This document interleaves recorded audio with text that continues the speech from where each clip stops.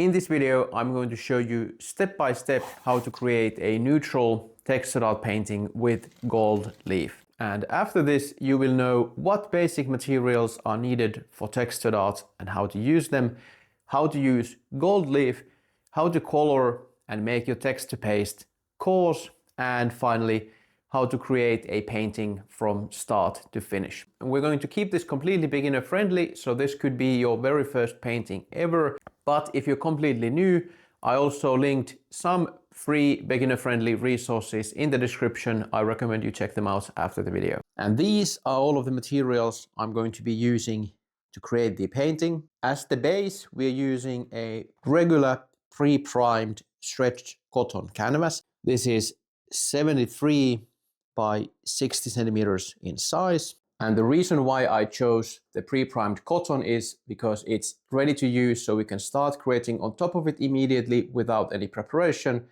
And it's also affordable, so a great choice for beginners altogether. And then I have our imitation gold leaf, and I'm using matte gel medium as the glue to apply the gold leaf on the canvas. And for applying the matte gel medium, I'm using just a regular paintbrush. There's also a special adhesive intended for gold leaf, but I'm using matte gel medium because I like to keep my materials multi-purpose and I like to save some money on my supplies. My shelves are already overflowing with stuff, and in my own artwork, the gel medium has worked just as well to apply the gold leaf. Then we have a single palette knife for mixing and applying the textures, as well as to help us handle the gold leaf.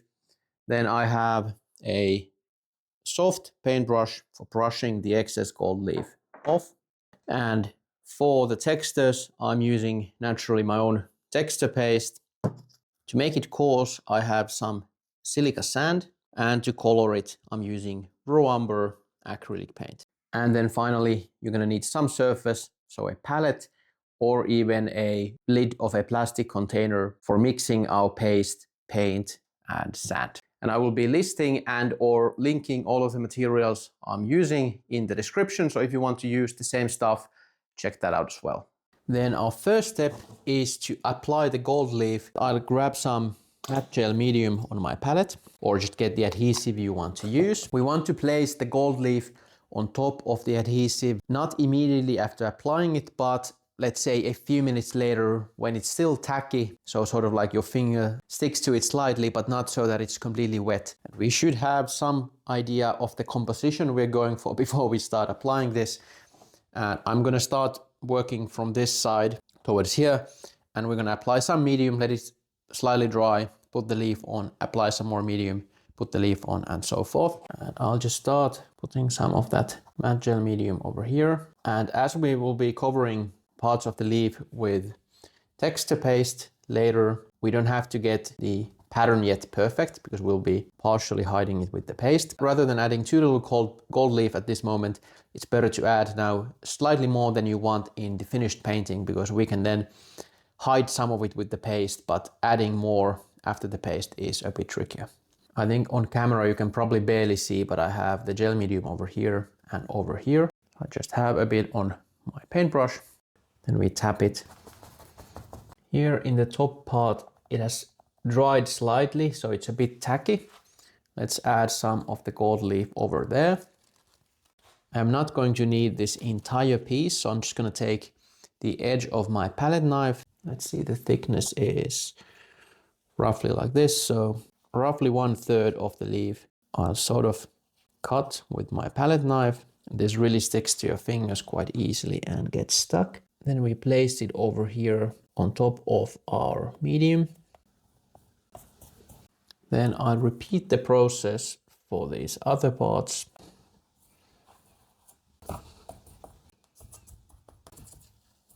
Then we'll add some more gel medium because we want to add some more gold in this for this piece. And the main composition line is basically like here. Then I add some smaller spots of gold also. Now we have some medium over there, over here, here, and here. We're gonna wait a few minutes for it to get a bit tacky, dry slightly, and then we're gonna apply the gold on top. Then let's continue adding the gold.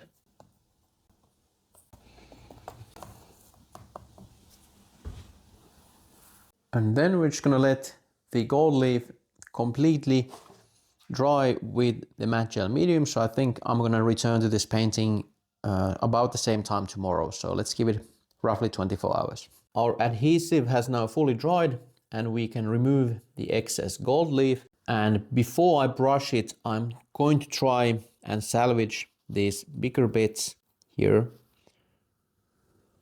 because I don't want any of this good gold to go to waste. So I'll just carefully remove some of these excess bits that I can use later on another painting. Palette knife and finger, I'm just taking these tiny chunks away. We managed to save quite a bit of gold. Next we'll take the soft brush and gently brush the excess gold off.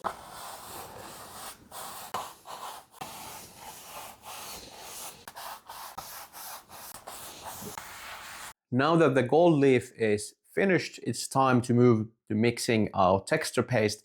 I'll be using sand to make it coarse, but that is optional. You can just use the texture paste as is straight from the jar. And the first step always with texture paste is to mix it thoroughly in the jar before use.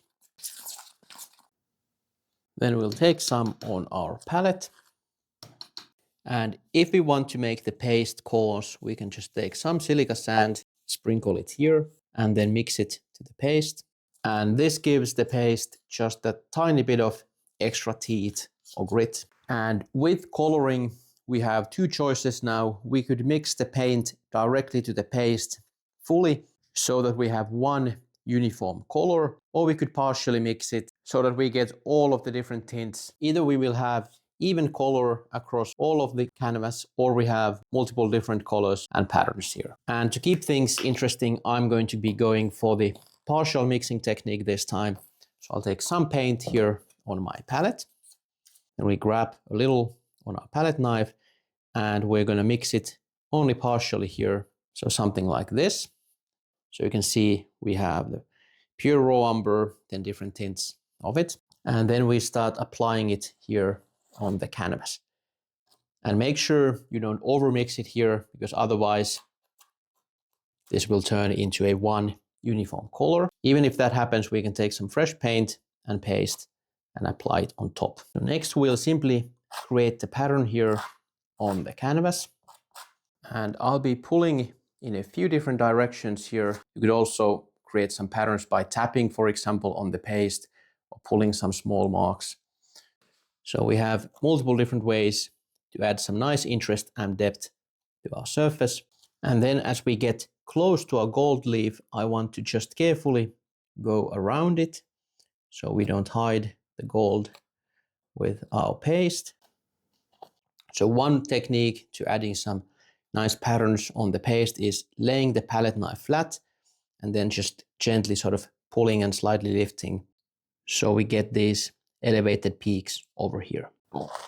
We can take some paint alone on the palette knife and also apply it here on top for some extra color.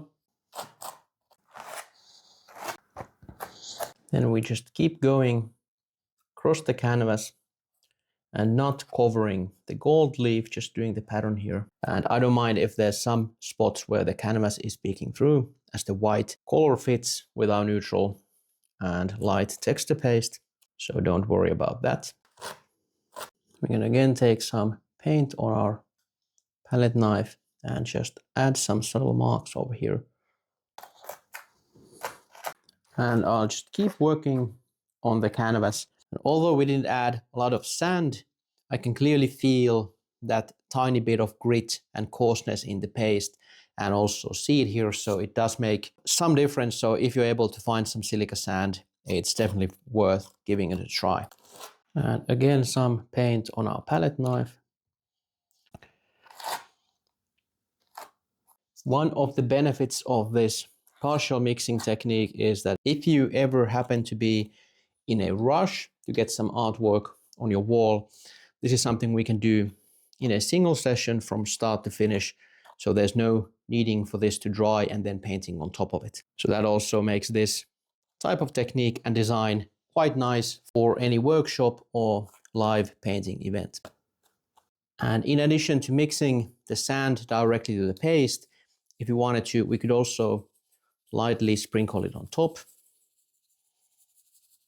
here, and maybe gently tap on some parts to make it stick better to the paste. And whenever I get close to the bottom right corner of the painting, I like to leave that section slightly flat, so it's easier to write my signature on a surface like this rather than something like that. Then we'll just take some more texture paste, again the tiny bit of sand.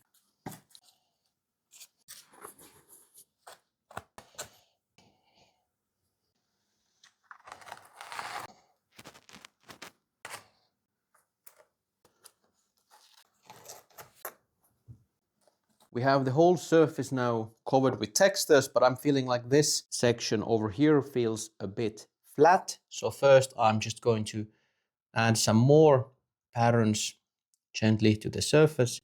Maybe we do some tiny marks like this.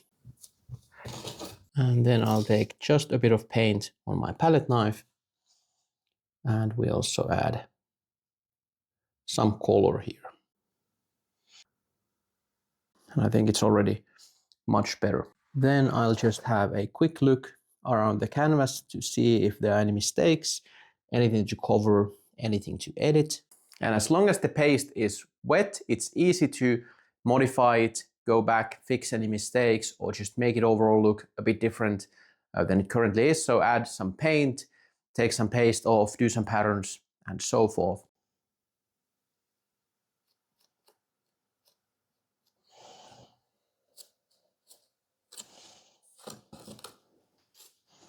Textured art is really forgiving and beginner friendly, so don't be intimidated by it and don't be afraid to fail. Just give it a try and you will see how nice and doable it is. And our pattern is now fully done. Next we wait for it to completely dry, and given the thickness and paint we added, I'd say it's best to wait for around 24 hours. It's now been about 16 hours since we finished the painting. On the surface, especially in the thinner parts, it feels fairly dry, but I still would not paint over this or varnish it, so it's still a bit gooey, so I think we should give it some more time to dry fully. But we can do the next step, which is putting it in a frame. This is just a simple floating frame I've made myself from corner molding. And I did originally plan on the artwork being horizontal, but now looking at it, I think it's going to be better vertical. Now our second last step is to sign the artwork, and I'm using an acrylic marker for that. And then we're going to let the painting dry and cure properly, let's say several days to a week or 2 weeks if you're not in a rush. And then the final step would be to varnish it, but if this is the first or among the first paintings you've ever done, feel free to skip that stage for now. And the final best part, let's have a look how the painting fits inside our house.